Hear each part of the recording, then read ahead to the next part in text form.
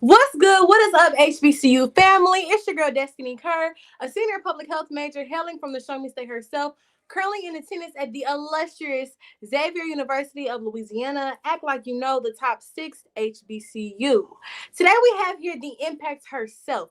Not only is she a double HBCU alumni, I said it double. Not only once, but twice has attended the HBCU, the illustrious Tuskegee University and Prairie View A&M. But she owns her own business, and she is keeping us fly and dripped out, baby. Today we have here Miss Donecia. Abate, how we doing? How we feeling? Hey, boo, how are you? I'm good. It's so good to have you on today. Thank you for having me. I'm really excited about today's interview. Yes, and that's on period. All right, so let's go ahead and get into it. Tell us a little bit about yourself. So like you said, I am a double HBCU graduate. But first, I am a wife and a mom. I do have a 9-to-5, but I'm also an entrepreneur. I'm from Houston, Texas, but I'm currently residing in Fort Worth and, currently playing super mom, super wife out here in these streets. Okay. All right, H-Town hottie. you know. So what made you choose, well, first of all, Tuskegee. So let's start off with Tuskegee and then we'll get into Prairie The illustrious. Right, the illustrious. Let me get her Top out. The illustrious.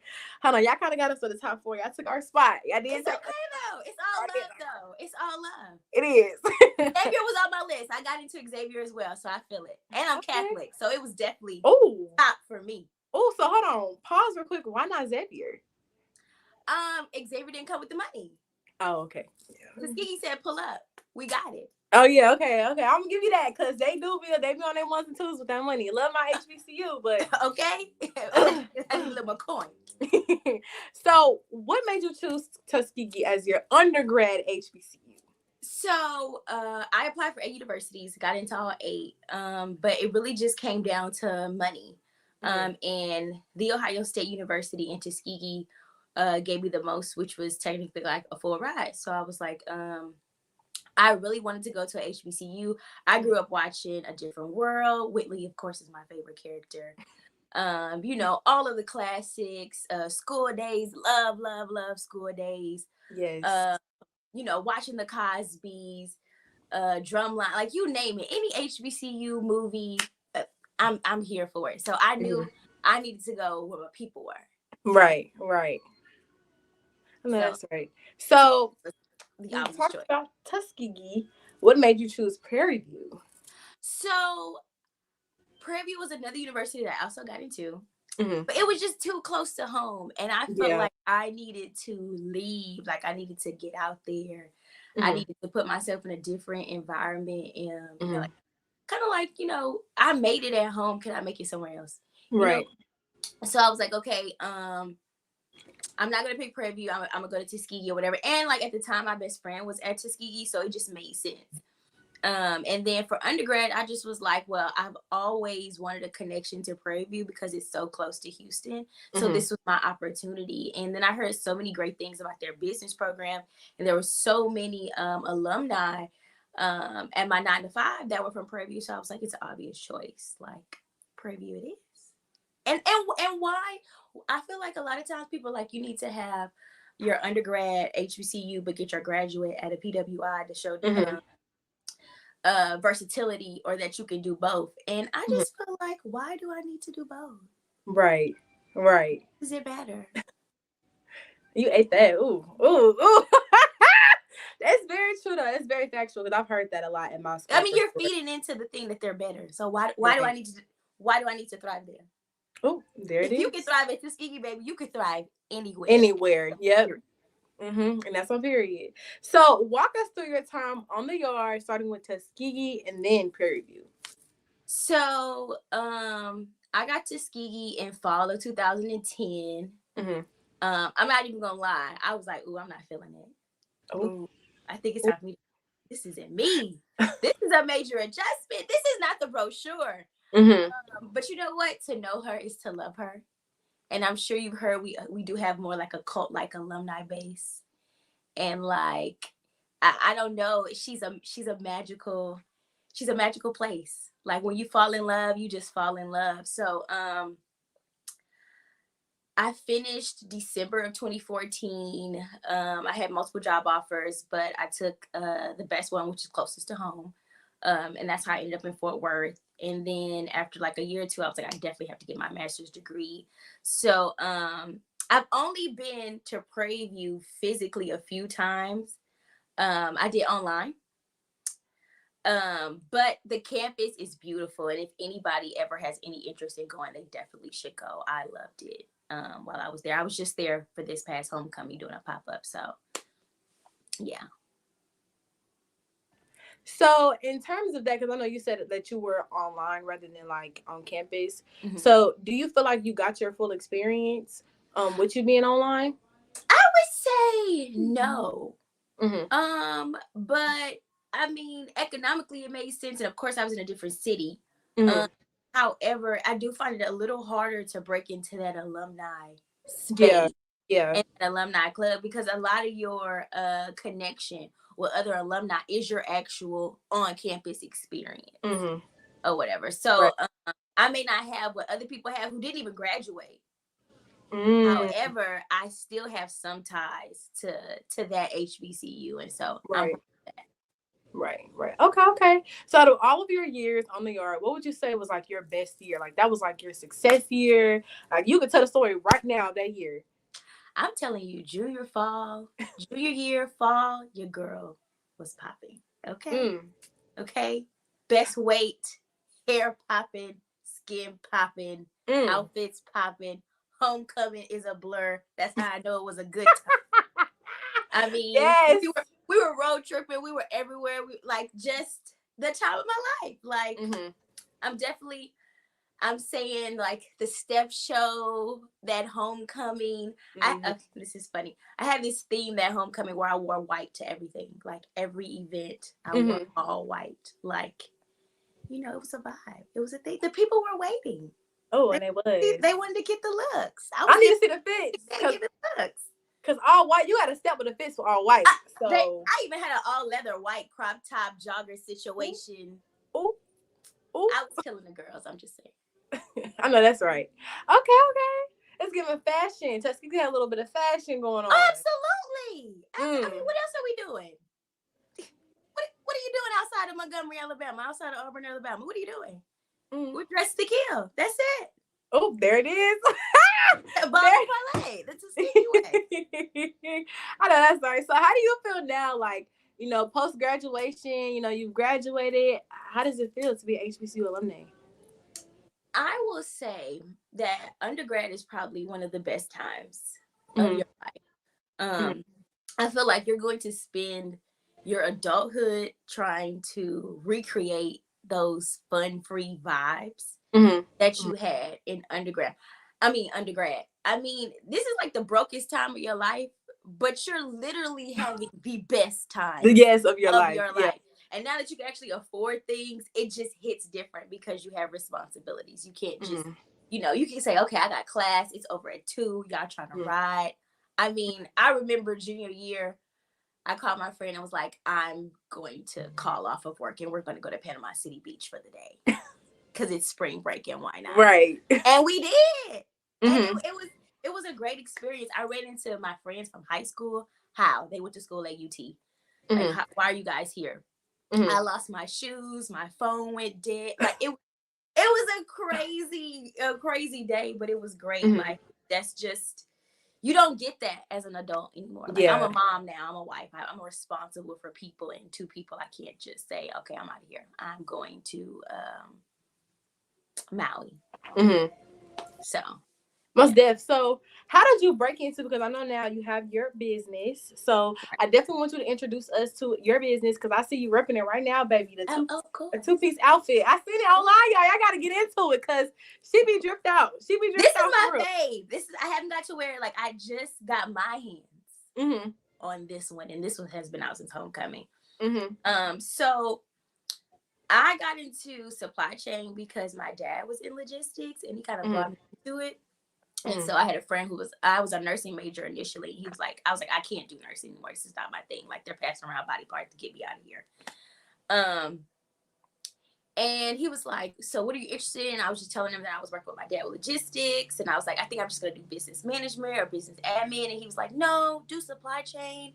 It encompasses everything. And I'm like, okay. So I did my research and I'm like, oh, this is perfect for me, because at the grand scheme of things, like, supply chain is about like getting bang for your buck, but quality, but on time, but what you really need.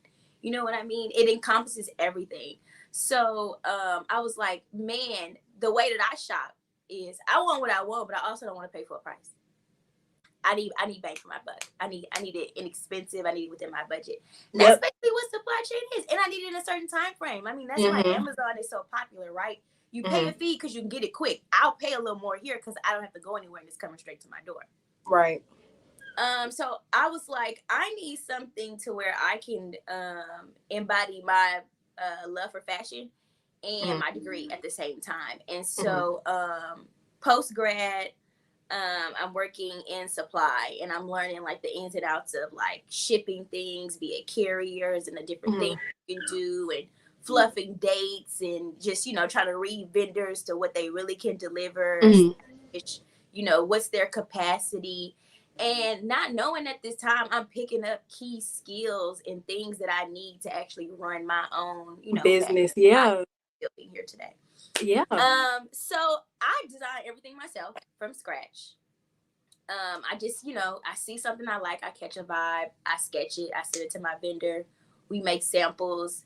Of course, we have to get things approved by universities now. And then we put it in production, and I just pray that everybody loves it. Like, that's pretty much it. I started just doing little drop shipping things, which is like you can have another company actually produce your items for you. You just design it and they ship it straight to your customer. And then that kind of like snowballed, and I was doing like tumblers and just odd little things like laptop covers and mouse pads and luggage tags, just random little things, blankets. And then I was like, I need to like really get into clothes, because I was making things myself, and I was like, what I really want to put out there, I can't make that and keep up with the demand. So of course I had to, you know, trial and error on some vendors. But I finally found one that I really liked. And my Tuskegee family really just rode for me. Like, they just ate it up. They love it. I can't say that there hasn't been anything that I put out there, oh no, they hated it. Like, nobody bought it. Like, they really have like funded the brand in so many words. Like, the lights are on because Tuskegee ate first. Like, period. And so from there, like, just connecting with different people, finding people on social media, different Facebook groups, getting active on Twitter, TikTok, Instagram. Like, I've just developed I don't want to call it a customer base, so to speak. And so we're growing every day. I'm generally a one-man show, but we've had to do some different things this year. This is our biggest homecoming season ever. 7 schools, which is crazy because I usually just do Tuskegee, but I opened it up to 6 other HBCUs this year. And I think last year I was pregnant during homecoming season, hadn't been in 5 years. I think we did like 70 orders, which was a lot, especially for a pregnant person. Like, I'm about to pop. Literally dropped orders off, had my baby 3 days later. Yeah. That's a lot. It's a lot. This year there were 370 orders, which was okay. Businesswoman, she's about her business. Okay, and on top of that, like, I was like, we can't operate in my home anymore. I've got to lease a space, so I leased a space in Houston because that's where I have a lot of help, and I had to do renovations. So I'm doing homecoming, I'm doing renovations, I'm doing pop-ups, I'm going down to homecomings. Like, this homecoming season tore me up. Worst thing junior year. Tell me up. It was not my junior year, okay? I was standing on business at homecoming, okay? Ooh. The people were looking for me, but I was under my tent slinging sweatshirts. Okay, that's what I was doing at homecoming. They were like, "Where were you?" I was outside. Right. I was outside, but I was selling outside. I was selling stuff. Yeah. Most def. So tell me about this, because I know for businesses, logistics wise, it's very hard sometimes to get licensed, especially with HBCUs. So how did you get into getting licensed, and how was that whole process? So in order for you to get a license, you have to see who manages that school's license.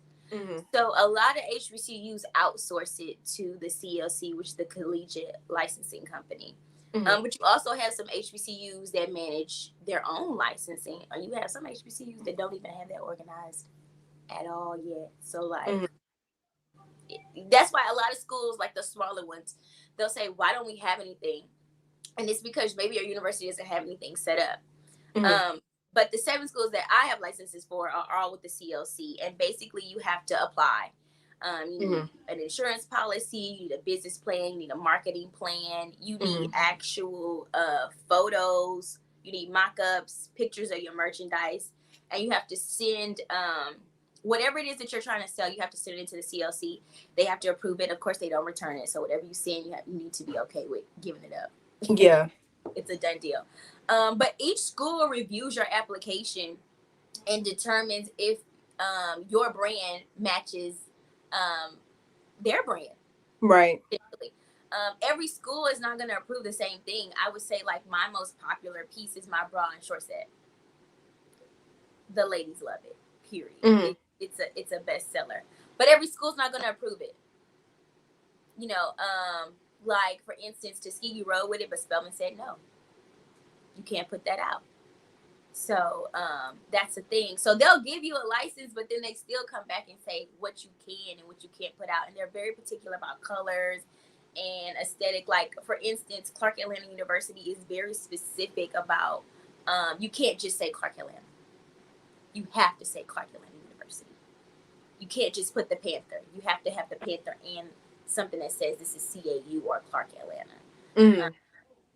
Just different things like that. Like FAMU, for instance, doesn't allow words across the crotch or across your butt.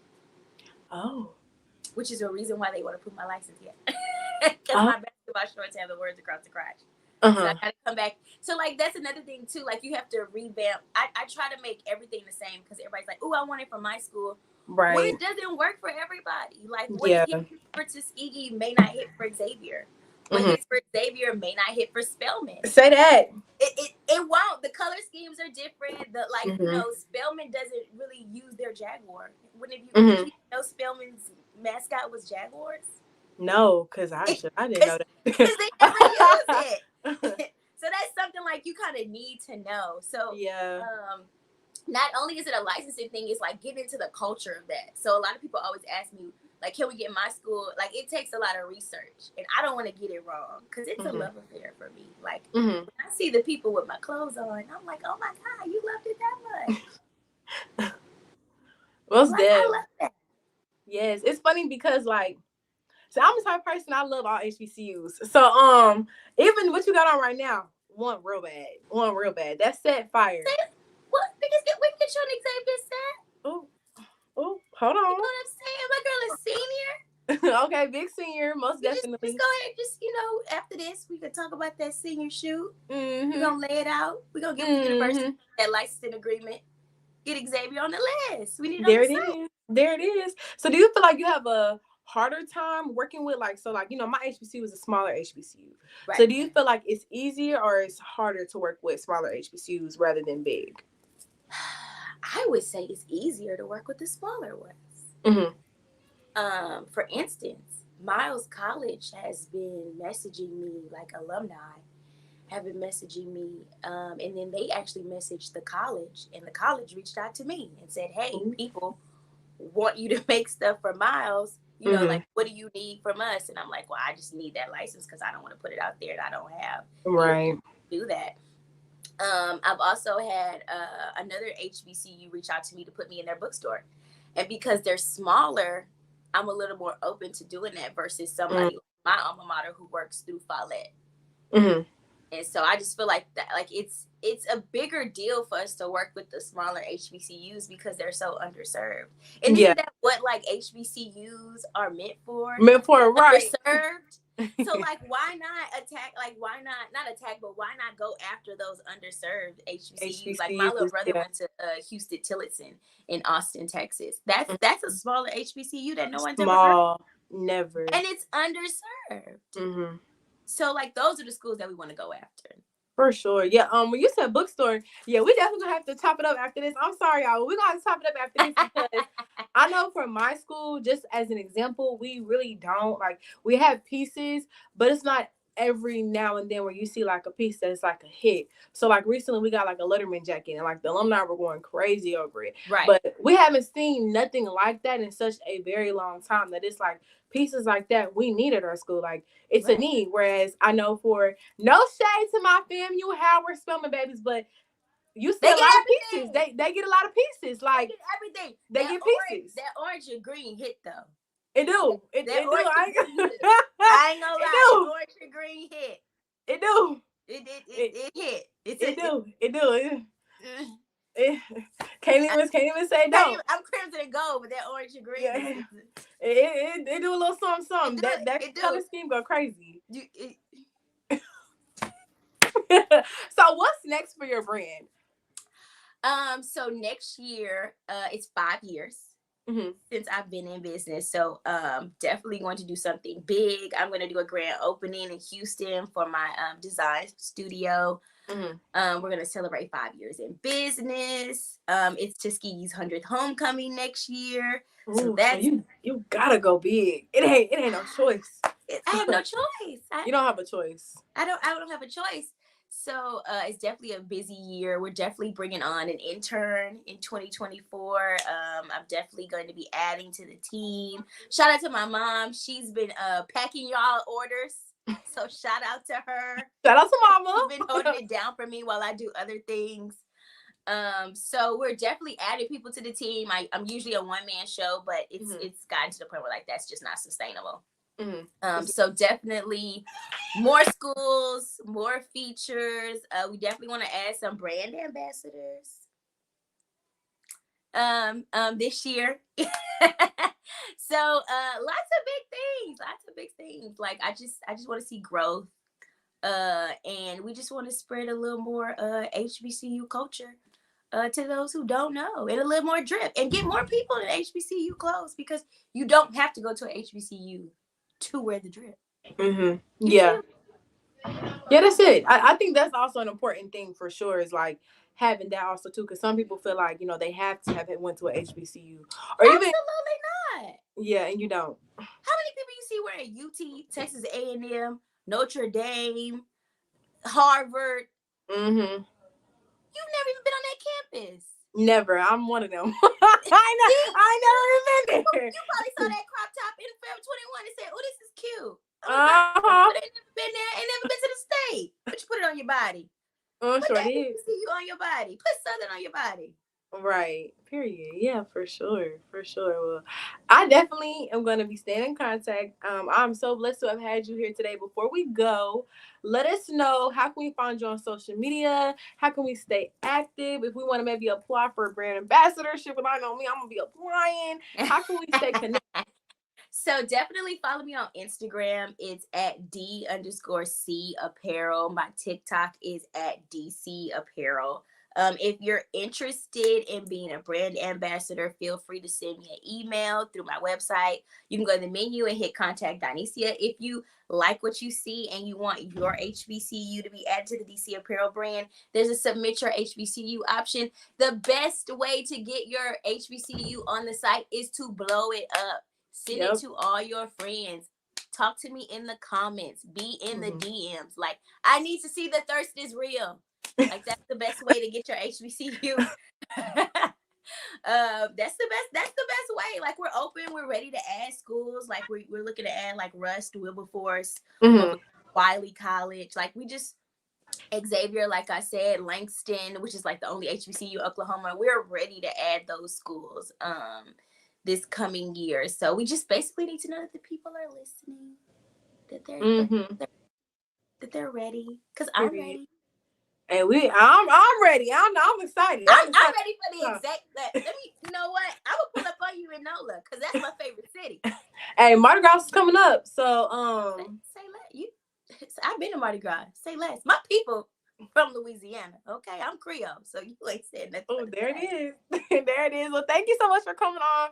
I'm gonna stay on here so we can talk after. And yes. We will see you later. And this is another In the Spotlight. And thank you for inviting me.